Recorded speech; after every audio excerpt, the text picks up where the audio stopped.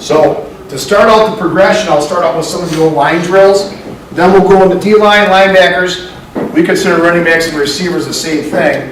And then just kind of what our DBs do with it. As far as offensive line play goes, they start out doing their duck walk and everything else. But then they bring up, can I get a volunteer? Is that possible? Yes.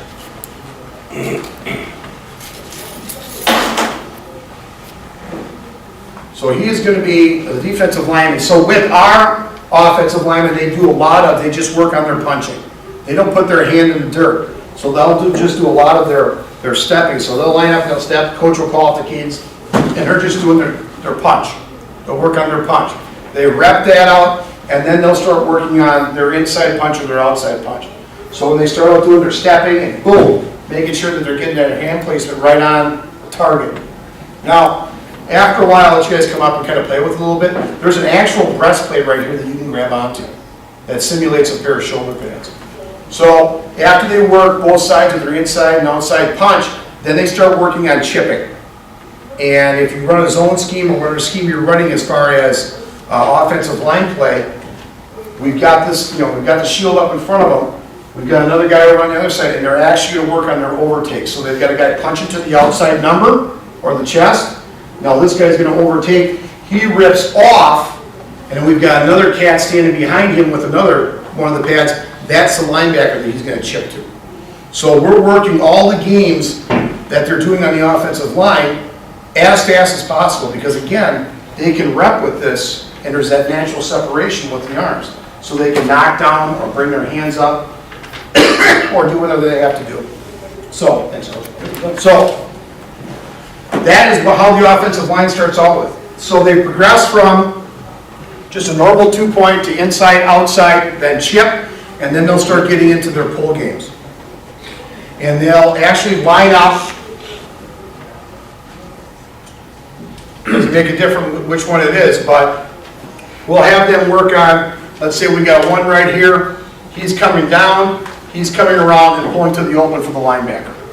That's one of the ones they do, and they also do an outside game where down block, he's going to either kick out, we got a cat right here with the pad, or if he doesn't, he's not in that area, he is going to pull up the field and either look for somebody that's there. So those are the games that we play, and this gives those guys that chance to get out there and rep. So they're repping constantly at full speed.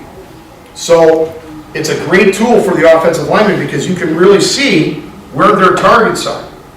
I want to make sure that that guy's head is on the outside over here or on the inside. Plus he's got this where he's got to stay underneath the arms. So it really works with pad level up as far as them pulling or whatever position they're going to be in. And that's just, that's with the offensive line. Now, Tom, can you grab the muzzles for me? Yep. Because I'll go into that too. The other tool that we use, and I know they look like the hamburger helper mittens, but they're actually magnets. These are foam, rubber, and we put magnets on inside the wrist. They lock together like this. So for your footwork with your offensive lineman, we have found that you're doing your little kick slide. This keeps their hands inside. Now they separate when you shear, but they stay, there's a lot of resistance right here. So when they're doing their kick slide, they got their hands inside, they got their pad level, and they're working on that. Well, what we found is we'll go live with these with the offensive linemen because they all hold. They're taught to hold. Talk to any offensive line coach. They teach their guys how to hold on the inside. It's the yin and the yang. Our offensive line coach is one of my best friends, but I hate him because all he teaches his guys how to do is hold.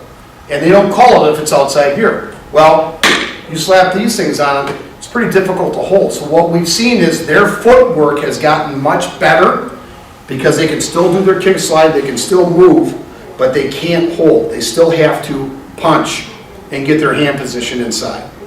So the offensive linemen do not like wearing them.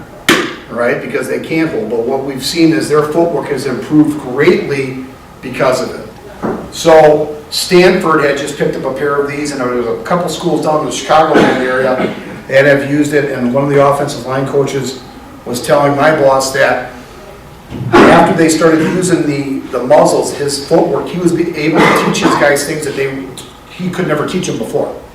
Didn't matter how much jump rope they did, how much mirror drill they did. He said this allowed them to keep their pad level down, to keep hand fighting, and they basically, they're gonna hold every now and again, but it really cut down on them grabbing on and holding, because you can't hold it anymore.